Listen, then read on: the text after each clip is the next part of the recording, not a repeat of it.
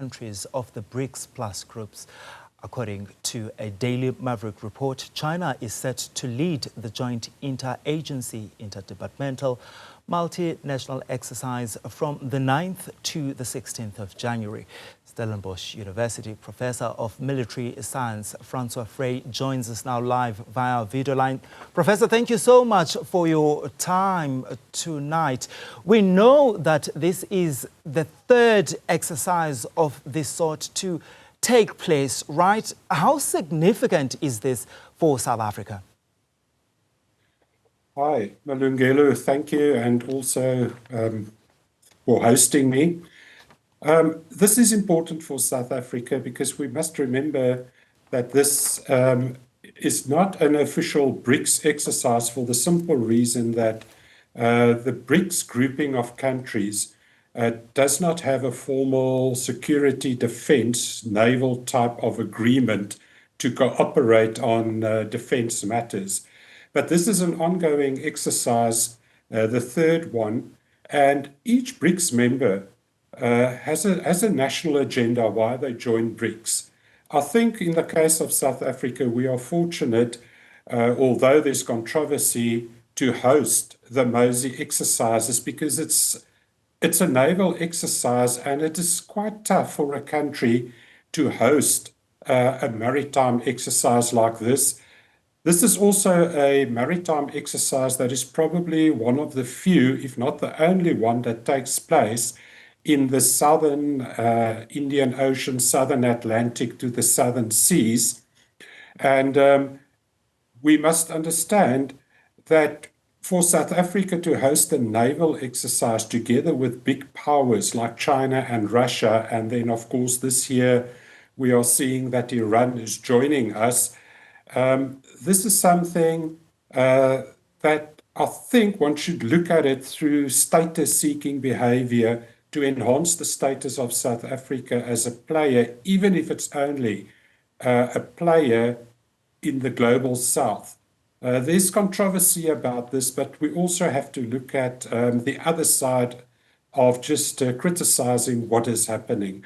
So South Africa is in fact conducting an element of naval diplomacy by way of maritime activities and cooperation, by way of naval cooperation with by bringing its navy into this exercise that takes place every 2 years.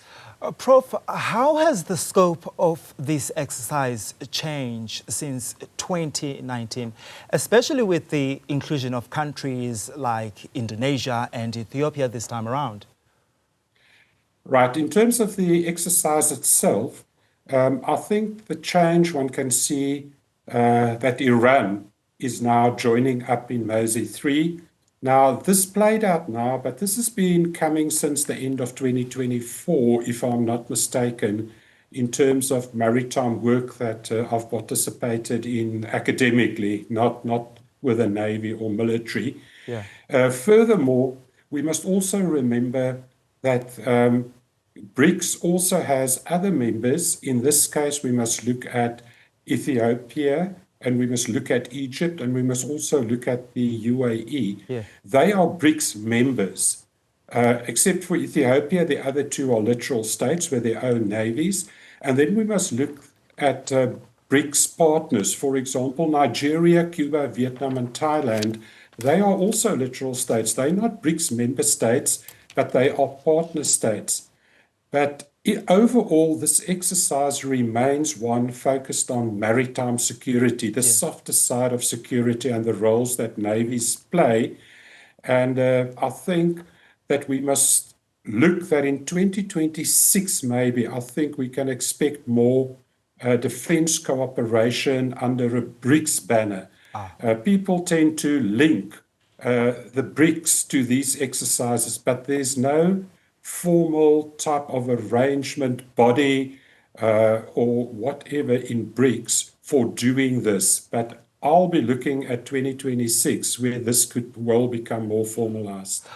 Prof, how does the inclusion of Iran make South Africa look against, the Western nations in this exercise?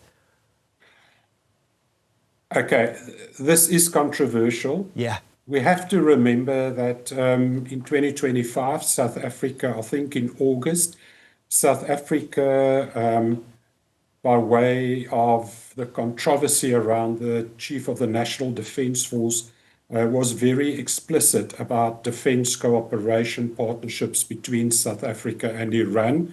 It was later a type of played down that this is not formal policy, and there was a big controversy about it, but I mean, the message got out about close cooperation in defence. We must also remember and take note that in terms of this cooperation with Iran, this is with MOSI. Yeah. It is China, Russia, South Africa, Iran, but there's also other exercises that takes place in the Arabian Sea, for example, between China, Russia, and Iran, the so-called security belt. If I'm not mistaken, South Africa was an observer there. Yes. MOSI 3 is then the opportunity to bring Iran into the fold. And this is what is going to happen. There's going to be critique, and a lot of people, countries may not like it. Yeah. But I mean, the scene is set. I mean, this year the drills are officially led by China, right? What does this tell us about China's ambition of their permanent presence in Southern African waters, if any? Okay, first of all, I think we must be realistic. Yeah. There's no country, not the USA, not Russia, not China, that can keep a naval presence everywhere in waters. China, if we look at China concerning the question, Yeah. China has a permanent presence in its own waters, specifically in the South China Sea, the rings of islands, etc., about what's going on there, with a focus on the Indo-Pacific. Then China has almost a permanent presence in the northwestern Indian Ocean, around the Gulf of Aden and a little bit towards the Red Sea. And in fact, the task force that's coming down to participate in MOSI 3 is a part of the task force that is stationed and gets rotated every, let's say, so many months or once a year in that part of the Indian Ocean. So I don't think we should think about a permanent naval presence of China down here, because realistically, China just won't keep a naval presence up in the northwestern Indian Ocean, and also a permanent naval presence down towards the Southern Ocean. Maybe there will be other kinds of presence. I mean, they've got their naval attaché. They bring their visits from time to time to South Africa, goodwill visits when flotillas or squadrons of China pass around. But no, I don't think that we should look as that. But what we must keep in mind, China is intent upon becoming a global player.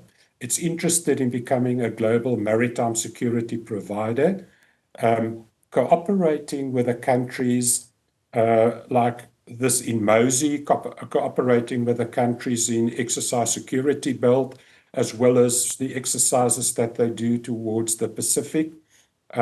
These are all about extending a naval presence, but not permanent, but also to become a maritime security provider, to be able to offer and promote maritime security, because we must remember that the world trade and commerce is maritime based.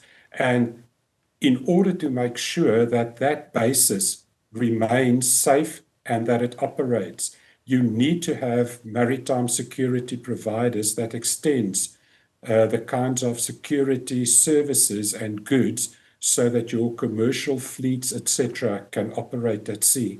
All right, Professor, thank you so much for your time. That was Stellenbosch University Professor of Military Science, Francois Vreÿ.